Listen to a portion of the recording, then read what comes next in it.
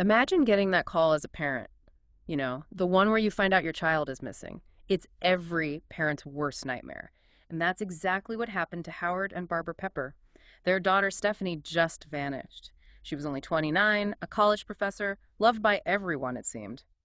But this case, well, let me tell you, it takes us down a rabbit hole of secrets and lies. Yeah, and what really gets me about this case is how this hole in the ground, this random spot in the middle of nowhere in Louisiana, it practically becomes like a symbol for the whole mystery. It's a key piece of the puzzle, and I guarantee by the time we finish this deep dive, you'll never look at a hole in the ground the same way again.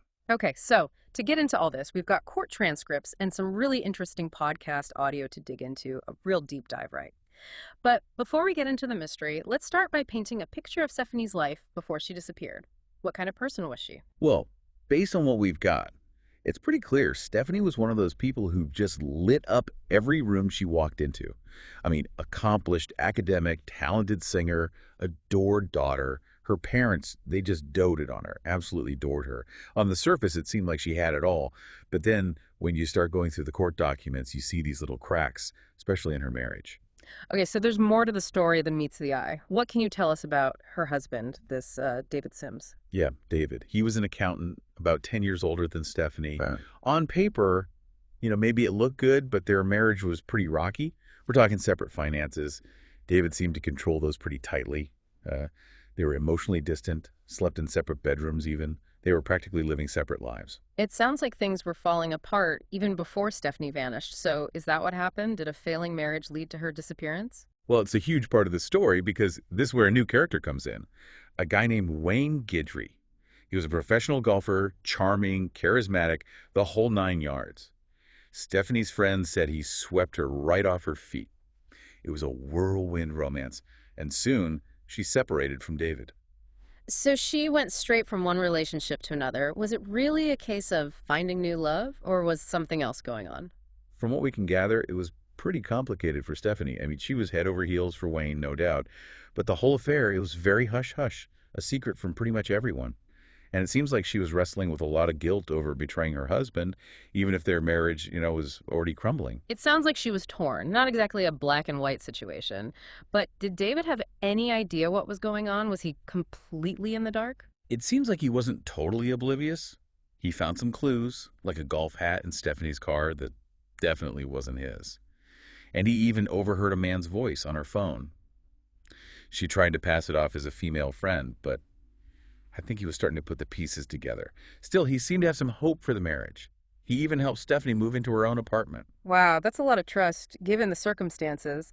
But then the disappearances happens. Those daily calls to her mom, they stop. That must have been terrifying. Absolutely. Stephanie called her mother, Barbara, every single day like clockwork. When those calls just stopped, Barbara knew something was seriously wrong. The search for Stephanie started right away, but days turned into weeks and there was no sign of her. And the unease, it quickly turned to real, genuine fear. That's where the real investigation kicks off. So Yeah. who did the police suspect at first? Detective Jeff Terrell, the lead investigator, he focused on David Sims first, which makes sense. I mean, you've got the seemingly jealous husband, right? But David passed a polygraph test. So that threw a wrench in their initial theory, and that's when Wayne Gidri's story started raising red flags. So a shift in focus, what kind of inconsistencies are we talking about? Like vague answers, changing his story, that kind of thing. You got it. His statements to the police, they just didn't add up. The timeline kept changing, lots of vague details. It was enough to get him suspicious. And then they found some incriminating financial stuff that put Gidri right in the spotlight. Okay, here's where things get interesting, I think. What kind of financial stuff are we talking about? Well, they found out Gidri had charged nearly $5,000 worth of golf equipment to Stephanie's credit card. It was delivered to him, too, just days before she vanished. And then there's this $3,000 check he cashed the same day she disappeared. It definitely looked like he might have been taking advantage of Stephanie financially, and it really made everyone question his motives.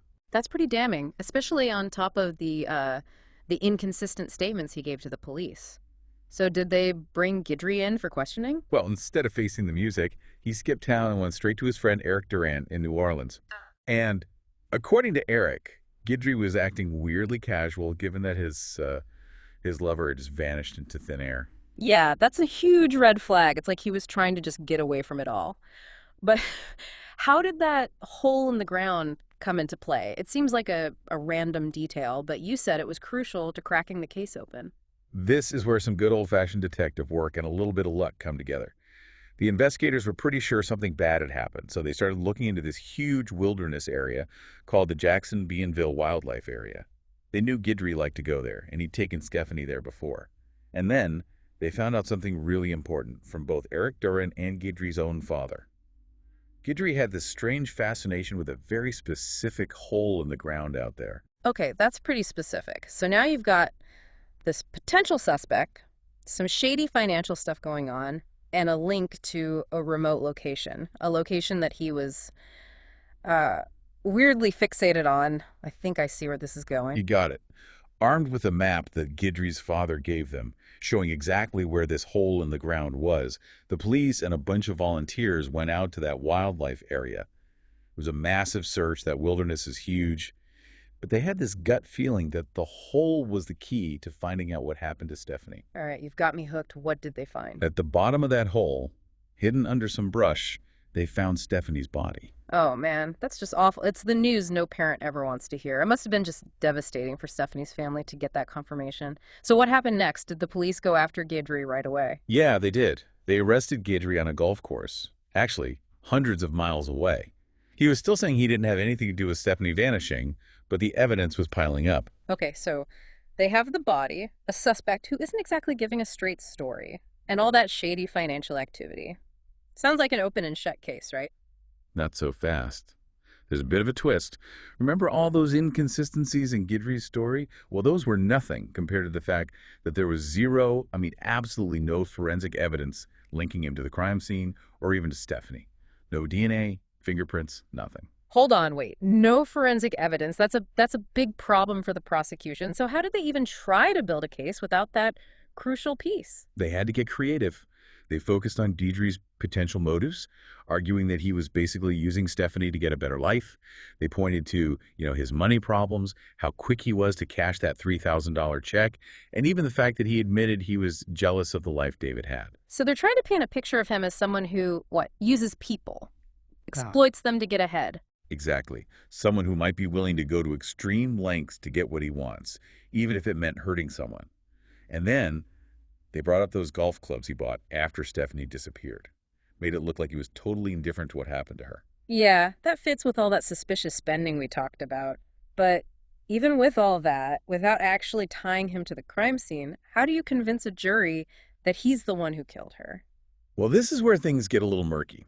The prosecution, they leaned pretty heavily on the testimony of Terry Coleman, Gidry's old cellmate. Wait a minute, a jailhouse informant? Those are notoriously unreliable. You're not wrong about that. They often have ulterior motives, like wanting a shorter sentence or something like that.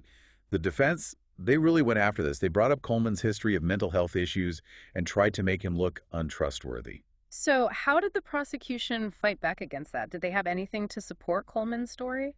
Their argument was that even if Coleman wasn't a saint, he knew things about the crime that only the killer could know. They said he knew where the shooting happened, the fact that Stephanie's gun was gone, and he even got the type of gun right, the one Stephanie owned.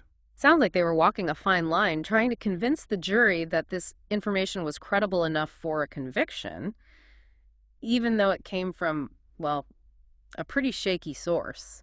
You're right, it was a risky strategy. But they tried to make Coleman seem like he was a reluctant witness. Like he had nothing to gain from lying and was just telling the truth about what he'd heard. And they also pointed out that Gidry said he threw the murder weapon in a pond, but they never found it, even after searching for ages. So it sounds like they're building this case on circumstantial evidence and really hoping that the jury believes this jailhouse informant. What about the defense? What was their angle? Well, the defense had a tough job. They were poking holes in the prosecution's case, talking about the missing forensic evidence, and trying to make Coleman look like he was just trying to get himself out of trouble. Okay, so they went after the jailhouse informant and hammered on the lack of a direct link. But did they offer any alternative explanation for Stephanie's death? Did they accuse anyone else? Actually, yeah. They suggested that maybe, just maybe, the police had written off David, the husband, too quickly. They questioned whether the investigation was thorough enough and even hinted that maybe some personal bias led the investigators to focus solely on Gidry. So they were trying to bring the jealous husband back into the picture. That's pretty bold, considering they didn't have any hard evidence to back it up. It was definitely a gamble. They were Mm. trying to create some reasonable doubt. They also downplayed all the weird spending, suggesting that someone else could have been using Stephanie's computer while Gidry was supposedly out driving around. So basically, they were challenging the prosecution's timeline, trying to make it seem like maybe Gidry wasn't involved. But what about that hole in the ground? How'd they explain that away? They claimed it was pure coincidence, that Gidry's weird interest in that hole was completely unrelated to the crime.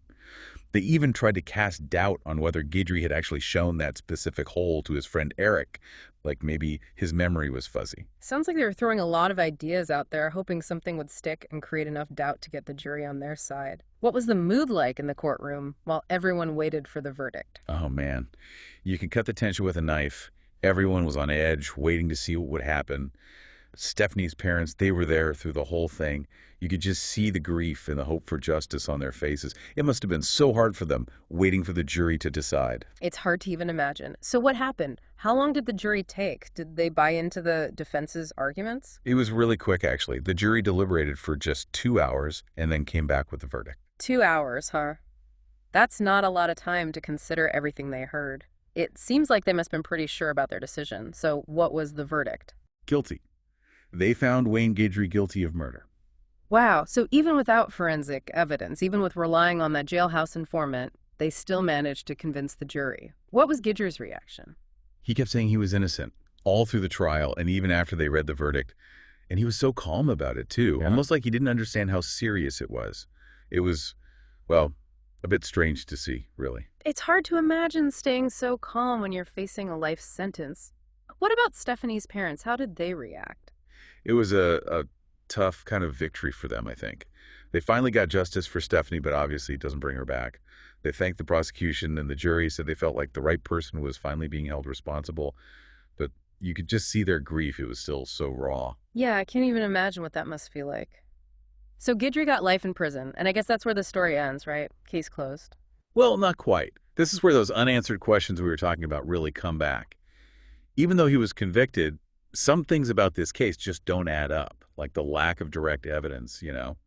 Makes you wonder if there are pieces we're still missing. That's what I find so fascinating about true crime. Sometimes, even with a conviction, there's still this feeling like maybe we don't have the whole story. Is there anything else that makes you question what really happened?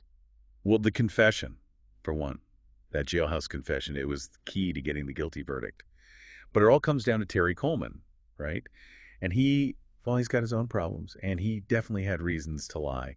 It makes you wonder if Gidry really confessed or if Coleman just made it all up. Yeah, and if Coleman was lying, then the whole case is on shaky ground. It's scary to think that someone's life could depend on the word of someone so unreliable.